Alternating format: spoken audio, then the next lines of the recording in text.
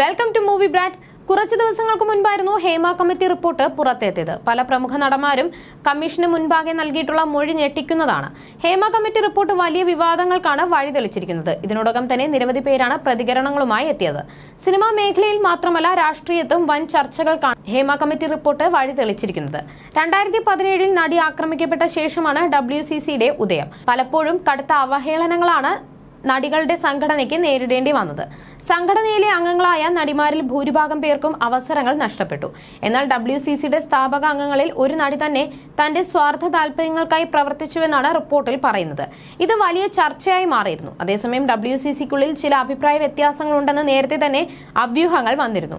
നടി മഞ്ജു വാര്യർ സംഘടനയുടെ പല പ്രതിസന്ധി ഘട്ടത്തിലും സഹകരിക്കാത്ത സാഹചര്യം വന്നുവെന്നാണ് പുറത്തു വന്നിരുന്നത്.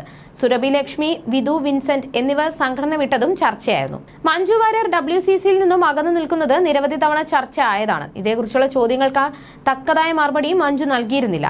ഇപ്പോഴിതാ മഞ്ജു വാര്യർ WCCയിൽ ഉണ്ടോ ഇല്ലയോ എന്നും സംഘടനയ്ക്കുള്ളിൽ എന്താണ് സംഭവിക്കുന്നതെന്നും വ്യക്തമാക്കി രംഗത്തെത്തിയിരിക്കുകയാണ് സംഘടനയിലെ അംഗമായ നടി സജിത മഠത്തിൽ. കൂടെ ഒരുപാട് പേരുണ്ട്. പക്ഷെ ചിലപ്പോൾ ചിലർക്ക് ആക്റ്റീവ് ആകാൻ പറ്റണമെന്നില്ല. എനിക്ക് എന്റെ ജീവിതത്തിലെയോ കരിയറിലെയോ പ്രശ്നങ്ങൾ കാരണം ആക്റ്റീവ് ആകണമെന്നില്ല. അതിനർത്ഥം ഞാൻ അവിടെ ഇല്ലെന്നല്ല. അതിന് പകരം വേറൊരാൾ ഭയങ്കരമായി ആക്റ്റീവ് ആയിരിക്കും. ഇങ്ങനെയാണ് അത് പോയിക്കൊണ്ടിരിക്കുന്നത്. മഞ്ജു അവിടെയുണ്ട്. പക്ഷെ തിരക്കിനിടയിൽ അവർക്കത് പറ്റിക്കൊള്ളണമെന്നില്ല.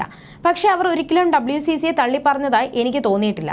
തിരിച്ച് WCCയും തള്ളിപ്പറഞ്ഞിട്ടില്ല. ഞങ്ങൾ പരസ്പരം കൈപിടിക്കേണ്ട സ്ഥലത്തൊക്കെ കൈ പിടിച്ചിട്ടുണ്ട്, ഒന്നിച്ചു നിന്നിട്ടുമുണ്ട്. അങ്ങനെയാണ് അത് വേണ്ടതെന്നും സജിത മഠത്തിൽ ഒരു അഭിമുഖത്തിൽ സംസാരിക്കവേ പറഞ്ഞു. WCC രൂപീകരണത്തിന് മുൻപ് നിരവധി അവസരങ്ങൾ ലഭിച്ച ഒരു നടിക്ക് WCC അംഗമായ ശേഷം അവസരങ്ങൾ ഇല്ലാതായെന്നും റിപ്പോർട്ടിൽ പറഞ്ഞിരുന്നു.